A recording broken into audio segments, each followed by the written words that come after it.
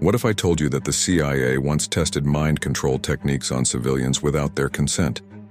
Not in a war zone, not in enemy territory, but right here in the United States. One such experiment ended with a man jumping, or being pushed, from the 13th floor of a New York hotel. Officially, it was ruled a suicide. But what if that's only half the story? This isn't science fiction. It's a chapter of American history buried in classified files. Welcome to Project MKUltra, the CIA's clandestine program to control the human mind, a program so secretive and dangerous that many of its details are still unknown. The Cold War era was a time of intense fear, not just of nuclear bombs, but of the unknown. What if the Soviets could brainwash people, turn them into unknowing agents? This fear gave birth to one of the most chilling government projects in history, MKUltra. And while the program officially ended in the 1970s, its shadow still lingers.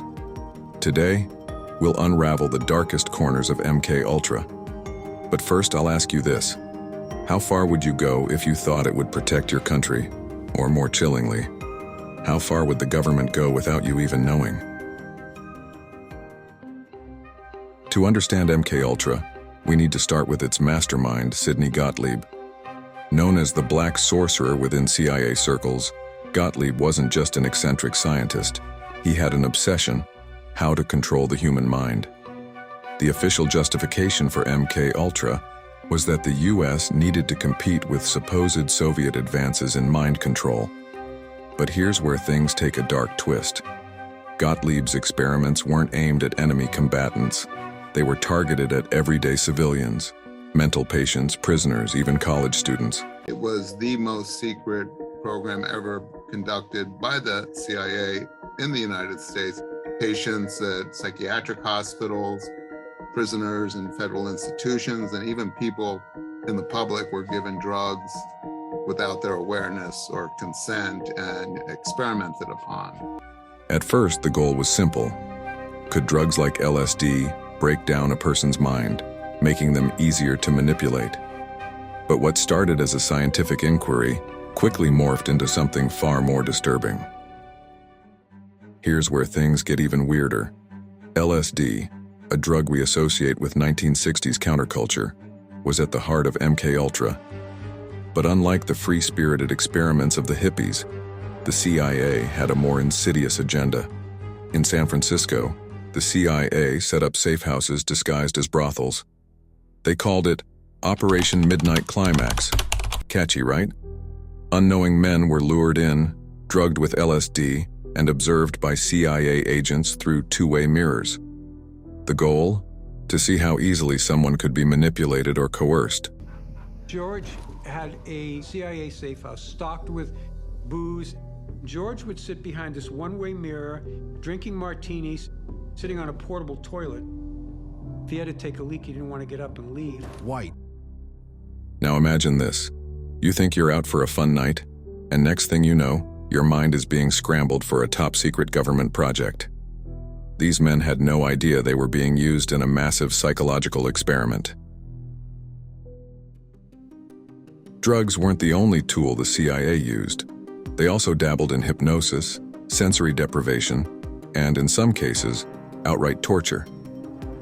One of the darkest chapters of MKUltra involved Canadian psychiatrist Dr. Ewan Cameron, a man whose methods were so extreme, they were indistinguishable from sadism. Dr. Cameron believed he could erase someone's mind and reprogram them, essentially wiping out their personality. His patients, people seeking treatment for things as mild as depression, were subjected to electroshock therapy 40 times more powerful than usual, drugged with LSD, and kept in sensory isolation for days. An energetic, enigmatic man, Cameron was an internationally honored and respected psychiatrist. Many of these patients lost their memories, some permanently. The human brain was reduced to nothing more than a lab experiment. But here's the kicker. Dr. Cameron's work was funded by the CIA through a front organization, all while these people thought they were simply getting medical care. And then the final phase was to try to wipe out all recollection of what had happened. Perhaps the most mysterious and tragic story linked to MKUltra is the death of Frank Olson, a CIA scientist who fell, or was pushed from a hotel window in 1953 after being secretly dosed with LSD by his own colleagues. Officially, his death was ruled a suicide, but conspiracy theories still swirl. Was Olson becoming a liability? Did he know too much about the darker side of the CIA's experiments? In the 1990s, his family had his body exhumed for a second autopsy. The results? Fractures in his skull suggested he may have been struck before falling, hinting at something far more sinister.